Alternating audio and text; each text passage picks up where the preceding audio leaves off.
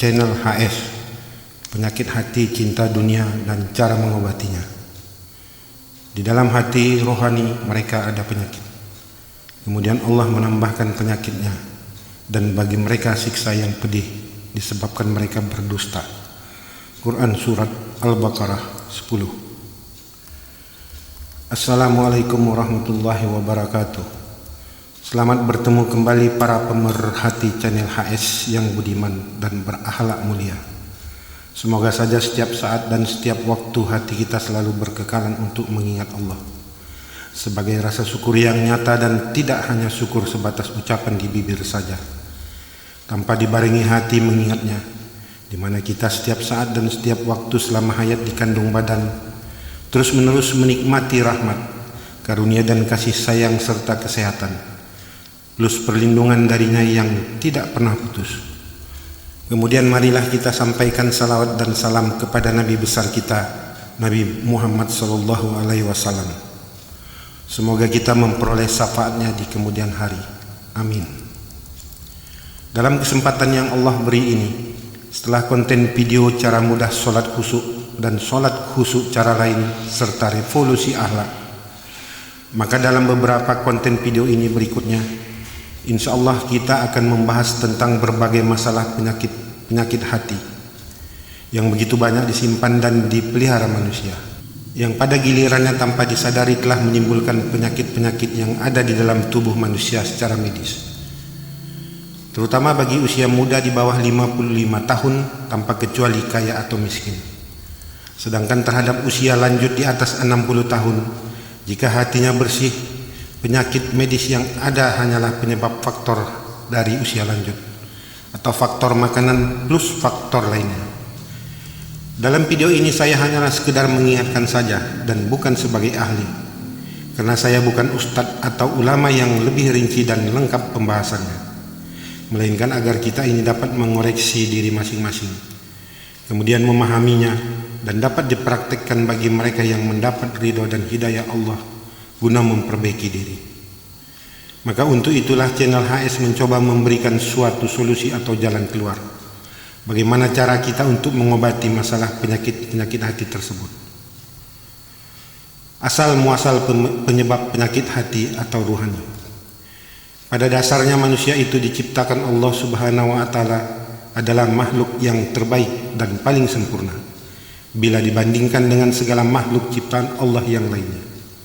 Sebagaimana dijelaskan dalam Al-Quran, sesungguhnya kami telah menciptakan manusia dalam bentuk yang sebaik-baiknya.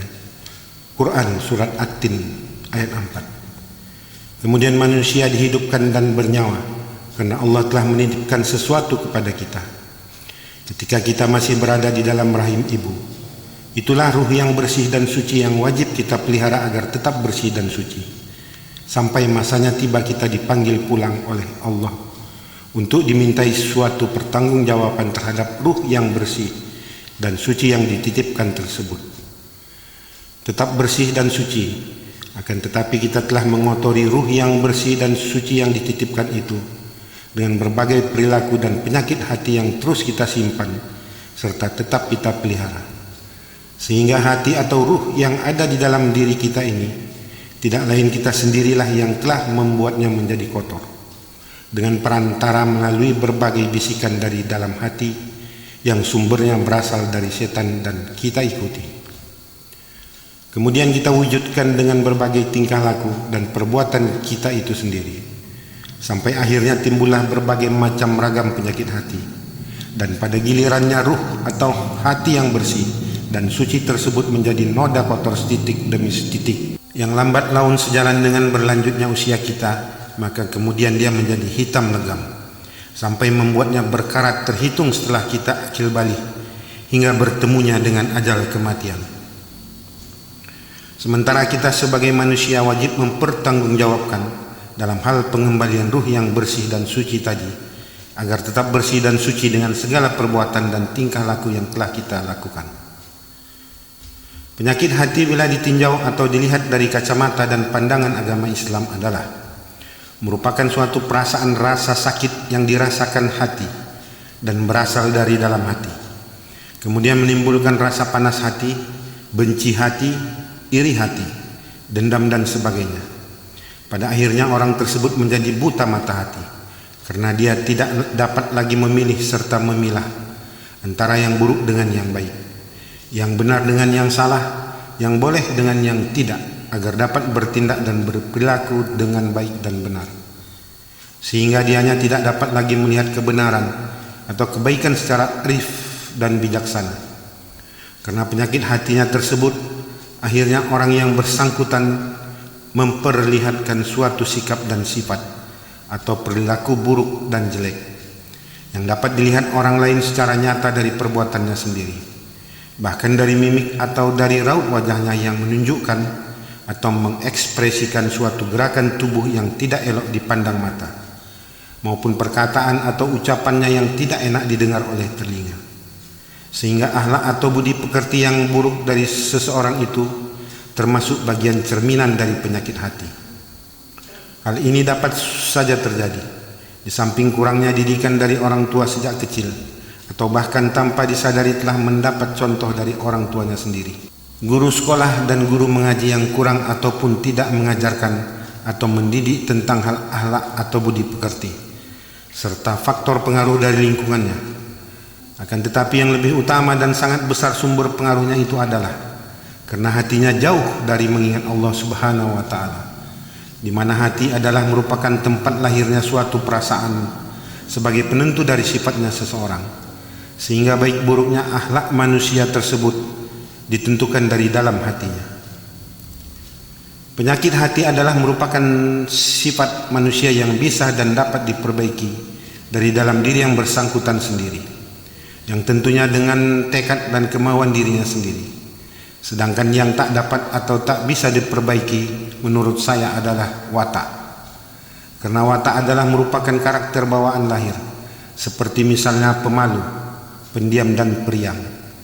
Jadi antara sikap dan sifat atau perilaku dengan watak adalah merupakan dua hal yang tidak sama dan saling berbeda satu sama lain. Sehingga tidak ada alasan kita untuk mengatakan dia memang sudah begini atau begitu adanya sejak dulu, sejak kecil. Biarkan saja saya atau dia begini atau begitu. Hal itu hanyalah karena kita enggan atau tidak mau untuk memperbaiki sifat jelek dan tidak terpuji dari dalam diri kita yang ada selama ini. Itulah sebabnya kita wajib untuk membersihkan hati kita dengan selalu mengingat Allah, agar kepribadian kita ini dapat terbentuk menjadi manusia seutuhnya yang bermoral, beriman serta berakhlakul karimah atau berperilaku yang baik. Karena penyakit hati yang ada sedikit demi sedikit telah terkikis dengan mengingatnya, sehingga ruh yang bersih dan suci tadi pun secara perlahan kembali terpelihara seperti dalam keadaan awal. Karena setiap saat dan setiap waktu telah kita cuci dengan zikir hati dalam rangka mengingatnya. Ibarat benda kotor jika kita tetesi dengan air bersih terus menerus, lama-kelamaan akan menjadi bersih, sampai nanti pada masanya tiba diminta oleh pemiliknya yang menitipkan, dapatlah kita pertanggungjawabkan. Orang-orang yang hatinya bersih karena ingat selalu kepada Tuhannya, maka secara otomatis Tuhan pasti akan membimbing diri yang bersangkutan dalam semua tindakan dan perbuatan. Selalu dijaga, diingatkan dan diawasinya. Ketika ada suatu cahaya terang sekecil apapun menuntun diri kita dalam kegelapan, niscaya seseorang tidak akan tersesat. Oleh karena itu, mari kita belajar dan berlatih dengan benar dan sungguh-sungguh untuk membersihkan hati melalui cara untuk mempraktikkan zikir dalam rangka mentauhidkan Allah di dalam hati secara berkekalan, dengan melatih dan membiasakan diri secara terus-menerus setiap detik dan setiap waktu, apapun aktivitas yang sedang kita lakukan. Allah berfirman yang artinya, dan demi jiwa serta penyempurnaannya, maka Allah mengilhamkan kepadanya jalan kefasikan dan jalan ketakwaannya. Sesungguhnya beruntunglah orang-orang yang mensucikan jiwanya itu, dan sesungguhnya merugilah orang yang mengotorinya. Quran Surat Al-Sam ayat 7-10. Untuk itu marilah kita bersama-sama melihat ke dalam diri kita masing-masing, termasuk diri saya, guna merasakan dan memeriksa diri kita ini, Apakah kita telah mengidap penyakit hati yang biasa disebut dengan busuk hati atau tidak? Siapa tahu ada sedikit, sebagian, mungkin beberapa atau bahkan seluruh jenis penyakit hati yang ada sudah kita borong semua. Jangan kita takut untuk mengikuti dan menyimak video-video tentang penyakit hati ini. Jika kita takut atau enggan, itu artinya kita tidak ingin memperbaiki diri menjadi manusia yang lebih baik, dicintai sekaligus disayang oleh Yang Maha Segalanya. Jangan lupa bahwa hidup kita ini hanya sebentar, ibarat tempat persinggahan dan tempat berteduh sesaat saja. Maka tunaikanlah segala kebaikan yang disukainya. Konten video tentang cara membersihkan segala macam penyakit hati ini adalah cara kedua untuk bisa dekat kepada Allah setelah ibadah kita khusyuk. Solat, baca Quran atau Yasin, berhaji dan lain-lain, hanya mengingatnya, tiada yang lain. Dengan demikian mari kita raih cinta dan kasih sayang Allah sebagai bekal untuk kita pulang menuju ke rumah dan tempat tinggal yang kekal dan abadi. Adapun penyakit hati menurut hemat saya adalah sebanyak 38 jenis ragam penyakit hati, yakni hianat, suka berbohong, cinta dunia, suka menipu, keras hati atau tidak mau menerima kebaikan atau nasihat, sulit untuk meminta maaf dan berat memaafkan, boros atau mubazir, suka menghina, suka menghasut, ria, tinggi hati, bangga dengan amal ibadahnya, merasa diri lebih dari orang lain dan tidak suka disaingi atau tersaingi, jalim, tidak atau kurang bersyukur, gemar mengejek, mencaci, menghina dalam hati meskipun tidak diucap secara nyata atau lisan, rasa bangga diri, suka menggunjing atau membicarakan aib orang lain, suka mengadu domba, munafik, suma'ah, atau suka bercerita pada orang lain tentang amal baik yang pernah dia lakukan agar orang lain tahu, panjang angan-angan atau suka berhayal atau pemalas, suka marah atau emosional, temperamental, egois atau mementingkan diri sendiri tanpa memperdulikan orang lain, mudah berkeinginan, buruk sangka, tamak dan rakus terhadap harta dan jabatan, gengsi, sombong atau takabur, angkuh, iri hati dan dengki, pelit, kikir atau bakil, suka mengeluh atau berkeluh kesah, suka memfitnah, benci, pesimis, suka melaknat dan mencela atau mencaci, dendam dan benci berkepanjangan, was-was, bimbang dan ragu. Dan penjelasan serta penjabarannya untuk yang pertama kali di bawah ini adalah tentang penyakit hati cinta dunia, yakni sebagai berikut. Penyakit hati cinta dunia. Orang yang menyimpan penyakit hati cinta dunia atau hubbud dunia adalah merupakan suatu jenis penyakit hati dengan niat dan keinginan hatinya yang berlebihan terhadap sesuatu.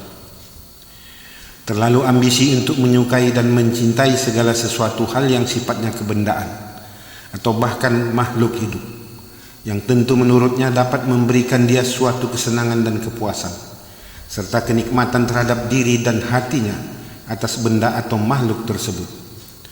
Orang yang berpenyakit hati ini sangat gemar sekali mengumpulkan yang sifatnya berlebihan dan bukan untuk usaha atau bisnis, harta yang banyak, semisal banyak rumah, banyak mobil, banyak tanah dan lain-lain yang melebihi dari kebutuhannya. Bahkan terhadap makhluk hidup seperti burung yang pandai bernyanyi dan berkicau, atau binatang peliharaan lain-lainnya.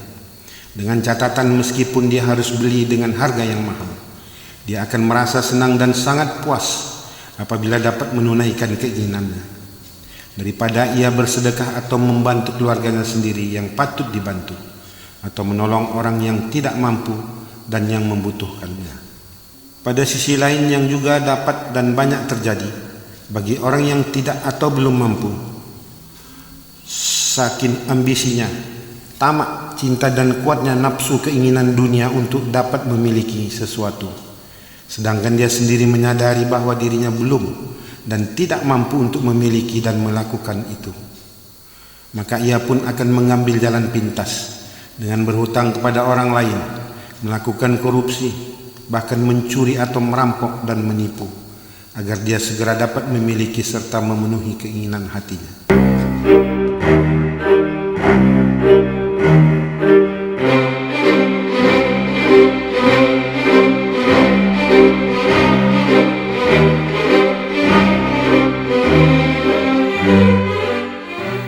Keinginan yang ambisius dan menggebu-gebu untuk memiliki sesuatu benda yang belum dimiliki atau yang ingin dimilikinya menjadi hal utama yang harus diwujudkannya.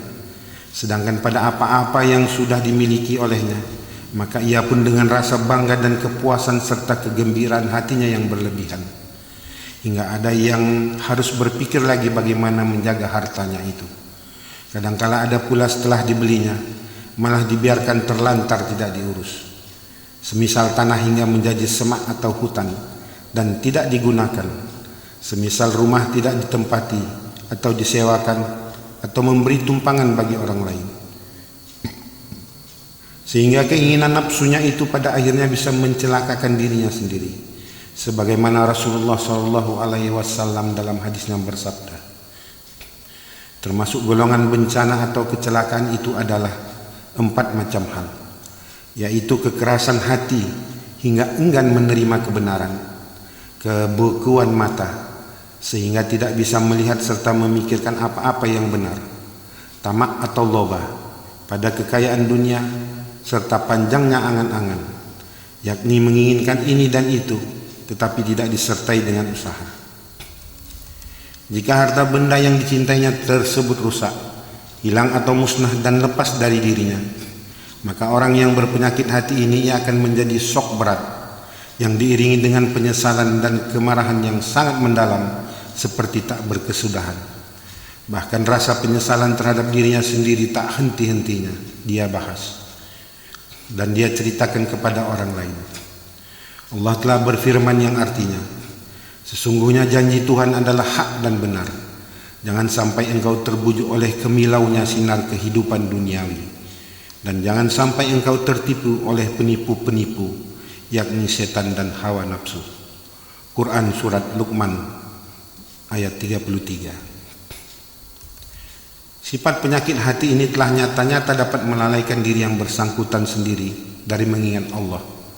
Rasulullah SAW pernah bersabda yang artinya, cinta kepada dunia merupakan pangkal segala kesalahan.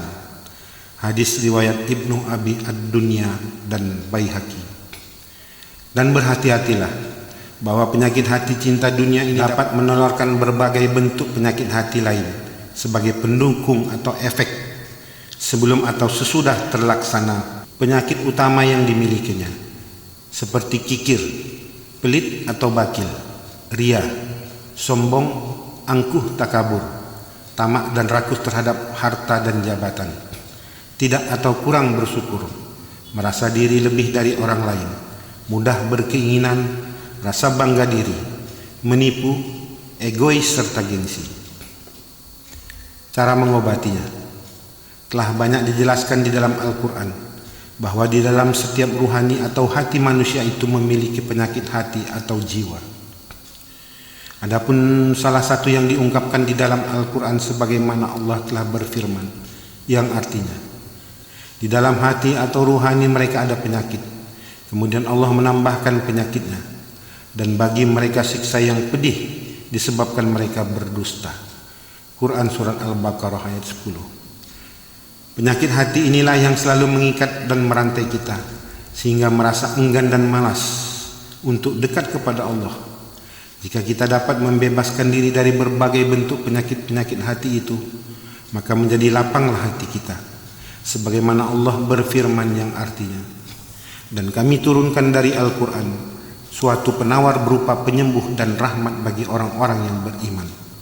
Quran Surat Al-Isra 17 ayat 82. Dan wahai manusia, sungguh telah datang kepadamu pelajaran berupa Al-Quran dari Tuhanmu sebagai penyembuh penyakit yang ada dalam dada dan petunjuk serta rahmat bagi orang-orang yang beriman. Quran Surat Yunus 10 ayat 57. Sehingga kita pun merasa tentram, tenang dan damai, tidak resah, tidak susah dan tidak gelisah, karena kita telah dekat serta ingat dengan Sang Maha. Di mana penyakit hati cinta dunia ini dapat merusak, mengganggu dan mencabut kebahagiaan serta ketenangan pada diri sendiri. Bahkan sekaligus dapat pula menutup dirinya untuk memperoleh keridhaan Allah Subhanahu wa taala. Seperti firman Allah yang artinya, sesungguhnya manusia diciptakan bersifat keluh kesah lagi kikir. Quran surat Al-Ma'arij 19. Serta firman-Nya, dan sesungguhnya kami telah mengulang-ulangi bagi manusia dalam Al-Quran ini bermacam-macam perumpamaan, dan manusia adalah makhluk yang paling banyak membantah. Quran surat Al-Kahfi 54. Maka mulai hari ini berpikirlah sendiri dalam satu jenis penyakit hati. Dengan suatu kali niat ambisi saja, itu artinya kita telah mengotori hati atau ruh yang bersih dan suci, setitik demi setitik hingga menjadi berkarat sampai ajal menjemput. Sembari terus akan tetap berlanjut jika tidak segera kita rontokkan. Belum lagi penyakit hati lainnya sebagai pendukung atau efek penyakit cinta dunia yang telah mengiringinya. Sementara ruh itulah yang akan kita bawa pulang nanti dan kelak kita pertanggungjawabkan di hadapan Allah. Adapun cara membersihkan hati kita dari penyakit hati tersebut adalah dengan dua pola, yakni secara syariat dari diri sendiri dan hakikat atas pertolongan Allah sebagai berikut. Secara syariat: 1. Tanamkan kemauan yang kuat, benar-benar dan dengan sungguh-sungguh dari dalam diri Anda sendiri untuk mengobatinya. Karena orang yang menyimpan penyakit hati cinta dunia ini adalah hanya merupakan suatu niat dan keinginan hati yang terlalu berlebihan terhadap sesuatu, yang pastinya keinginan yang ada dalam hatimu itu dapat saja Anda kendalikan dengan niat dan tekad Anda sendiri. Karena tidak akan ada orang lain yang dapat menolong kecuali diri Anda sendiri. 2. Jauhkanlah niat dan hati Anda dari keinginan-keinginan yang berlebihan dan hanya menurut Anda sendiri dapat memberikan suatu kesenangan dan kepuasan hati terhadap benda atau makhluk tersebut, padahal tidak. 3. Tepiskan nafsu Anda dari keinginan yang menggebu-gebu untuk memiliki sesuatu benda apapun yang tidak dimanfaatkan atau tidak sesuai kebutuhannya dan atau dimiliki secara berlebihan.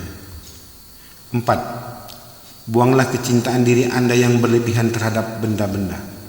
5. Jika harta benda yang Anda miliki itu rusak, hilang ataupun musnah, maka kembalikanlah kepada dan ingatlah Allah, sebab semuanya hanya berupa amanah dan pemberian atau titipan Allah sebentar untuk menguji manusia itu terhadap kesenangan harta dunia yang kapan saja dapat diambilnya kembali jika Anda tidak amanah dan telah berbuat berlebih-lebihan. 6. Tak perlu Anda menjadi sok berat, menyesal, apalagi dengan kemarahan yang sangat mendalam seperti tidak berkesudahan hanya karena harta. Hindarilah hal demikian. 7. Jangan menyesali diri Anda sendiri yang tiada henti-hentinya, dan jangan pernah lagi dibahas atau diceritakan kepada orang lain, karena hal itu hanya menyiksa dan menjolimi diri Anda sendiri. 8. Berjuang dan berjihadlah di jalan Allah untuk memerangi segala bentuk bisikan setan yang menghasut. Jangan Anda turuti kata hati yang menyesatkan dan merusak diri Anda. 9. Perbanyak bersedekah dan membantu keluarga Anda sendiri atau menolong orang yang tidak mampu dan yang membutuhkan. Lakukan dengan ikhlas karena Allah. 10. Perbaikilah akhlak Anda jika selama ini dirasa kurang baik, agar dapat beralih kepada sifat yang akhlakul karimah. Jika Anda berniat mencari contoh pola akhlakul karimah, bisa Anda lihat pada channel HS konten Revolusi Akhlak bagian 1 sampai 9e. 11. Satu hal yang perlu kita ingat, kita tidak pernah tahu sampai berapa usia kita, dan kita tidak pernah tahu kapan ruh kita akan dicabut. Sebagai bekal kita untuk pulang, yang kita bawa adalah ruh yang suci dan bersih dengan segala perbuatan baik untuk menghadap Allah yang Maha Suci itu, sebagai pertanggungjawaban ketika kita berada di hadapannya. Dan tidak ada satupun harta benda yang bisa kita bawa.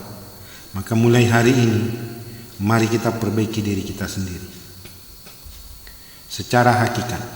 12. Penyakit hati cinta dunia itu telah menjauhkan dan melalaikan diri Anda sendiri dari mengingat Allah, seperti ungkapan Syekh Ibnu Athaillah As-Sukandari. Orang yang lalai kepada Allah dengan kelalaian yang sangat memuncak, orang itu sangat kuat inderanya sehingga mata hatinya tidak bersinar. Maka dia selalu melihat kebaikan itu datangnya dari makhluk, bukan dari Allah penguasa sekalian alam. Jika yang demikian itu berupa itikad, maka syiriknya sudah jelas, berarti dia termasuk ke dalam golongan orang musyrik. Tetapi kalau yang demikian itu adalah hanya sandaran saja, artinya pemberian kebaikan itu adalah Allah, maka syiriknya termasuk samar. 13. Jaga hati Anda dengan zikir hati atau qalbu setiap saat seiringan dengan turun naiknya napas Anda. 14. Praktekkan, biasakan dan terapkanlah berzikir mentauhidkan Allah di dalam hati Anda terus menerus, setiap saat dan setiap waktu secara berkekalan di dalam hati. Untuk caranya Anda dapat menyimak channel HS dalam konten video solat khusyuk cara lain, revisi singkat cara mudah solat khusyuk atau cara mudah solat khusyuk bagian 3. 15. Jika Anda telah menerapkan hal-hal di atas, maka metode yang paling ampuh dan lebih utama serta paling kuat efek dan pengaruhnya adalah dengan berzikir mengingat Allah. Dengan Anda selalu mengingatnya, insya Allah segala macam penyakit hati Anda termasuk penyakit hati yang telah mengikutinya secara perlahan akan terkikis hilang, dan hati atau ruh Anda bersih kembali, serta atas izin Allah pula penyakit dalam tubuh Anda juga akan ikut berangsur sembuh. Amin. Terima kasih. Ikuti dan simaklah semua video tentang penyakit hati ini. Insya Allah Anda pasti akan berhasil jika bersungguh-sungguh. Dan sebagai manusia yang tidak mengerti dan tidak mengetahui apa-apa atas segala sesuatu ketidaksempurnaan, kelemahan dan kekeliruan serta kesalahan yang saya sajikan, mohonlah dapat kiranya dimaafkan. Dari dalam hati kecil rasanya saya ingin menyajikan sesuatu yang sempurna, namun keterbatasan diri jualah yang tak mungkin dapat melampaui sesuatu di luar garis kemampuan saya sebagai manusia lemah. Semoga bermanfaat. Wassalamualaikum warahmatullahi wabarakatuh.